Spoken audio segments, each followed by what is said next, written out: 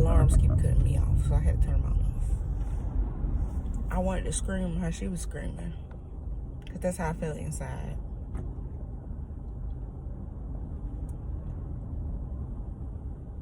So at that point, I had already turned on scriptures on TV. And little did I know, it was saying Psalm 23. I didn't know this till after she had calmed down and got in the bed. That it was saying Psalms 23. And I was like, thinking it was going through a list of scriptures. But they was reading Psalms 23 in different translations. So they did like ESV, King James, CSB, Messenger. And I was like, how odd. Because I had never listened to any of the scriptures at night when it was going through the versions. But every time they did a different version, I got something else. And I was like, okay. I was crying at this point, but trying to hide it. And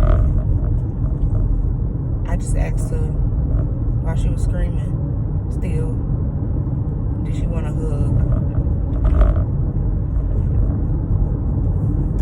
Now, if we're closed off to our emotions, we can't be there for our children in that way. Because it's not... The first thought I had when she was screaming and crying was, yes, she has a stopped up nose. Yes, that's frustrating. But is she feeling the frustrations or know something that she's struggling with that I don't know about?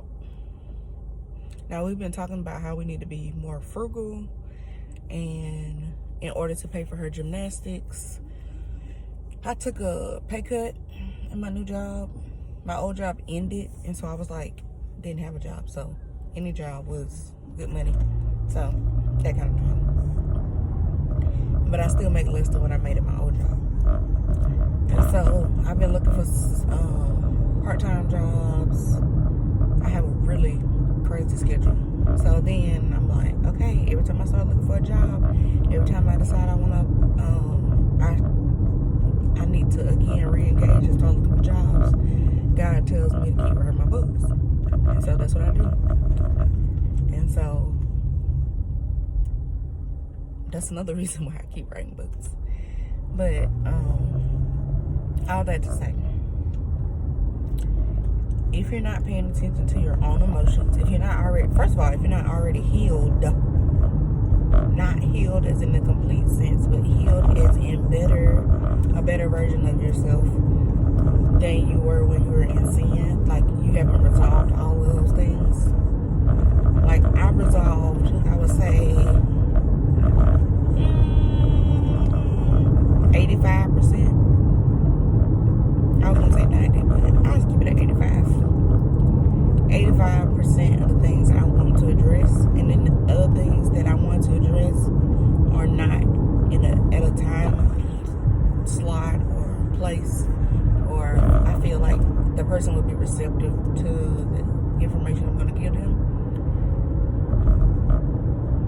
That part is not done yet, which is fine, but it's not at the point where it's bothering me actively at all times. I got to the point where things that bother me at all times only now bother me when I'm either in that person's presence or basically in their presence. And sometimes it's not always when I'm in their presence, it's every now and then when I'm in their presence, which is so much better. But if we haven't done enough of our work, we cannot begin to help our children. And when I started therapy, I was like, once I started like the trauma therapy, I was like, me trying to take out, this is how I explain it in my other book. You have a ball of yarn and it's all in a knot, right? So in therapy, what they're doing is taking each piece of yarn and separating it out into the colors it's supposed to be.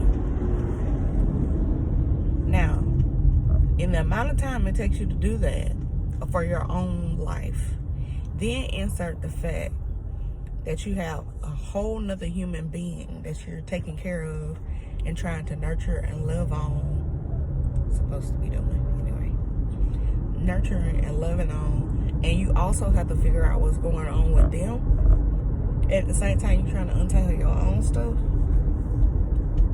Baby, you talk about a hot mess. I got into the point where I was like, why do people get married? Because then that's a whole other person with stuff we untangling. Then you have another child, then you untangling that. So now you untangling 4 different people's stuff at one time. That's been cured. But that was my original thought. Like, that's a lot. And it's not that it's ever going to be all untangled. There's still going to be new things that come up. Then you're like, okay, I need to look at this and see what's going on with this. That kind of thing. It's not as big, maybe, as the trauma, but it's still going to be a thing. Like your kids, they're going to go through different things. My daughter is she's about to be 9, so she's almost a tween. After that, she's going to go into the teen stage. That's a whole nother issue, right? Then she'll be a young adult. Then she'll be an adult. Then she'll be an adult who's in college. Then she'll be an adult that's looking for a job. Then she'll be a working adult with issues, right? Even though we have issues and we may settle things in that season, doesn't mean the next season won't have any issues. Put it that way. So, yeah. She was crying out, and she's an empath like me. So I feel other people's emotions. So even though I hadn't told her, maybe she was feeling my emotions. But I'm trying to balance how much I tell her and how much I don't tell her, because I don't want her to be worried. So it's very interesting. And this is one of those things I haven't even figured out yet. But I'm sharing it anyway, because you also need to see when I'm in the thick of it. And I'm definitely in the thick of it. But the way the night ended is I prayed. I anointed both of us with oil. I had got at peace a little bit. I ain't think nobody was in that car. I was at peace a little bit and praying. Sometimes I pray till I fall asleep. Sometimes I pray crying till I fall asleep, because I can't figure it out and I don't know what to do, and I don't know what I should be praying for, and I don't know whether I should be trying to fix it or if I'm waiting on God to fix it. So I have to ask him all those questions. Even this morning I asked him a certain question. I said, should I ask or should I wait? Should I ask or should I wait? I just say it over and over again until I feel like I'm leaning more towards one than the other. And I feel like that's the Holy Spirit got me to that side. So, y'all have a great day. And I turned on my war music this morning because I needed his strength. And I texted 2 friends to pray for me as well, because I'm not going to get so low that I'm not going to be able to pray for myself. But I also want other people praying for me as well if something happens. And even if it doesn't.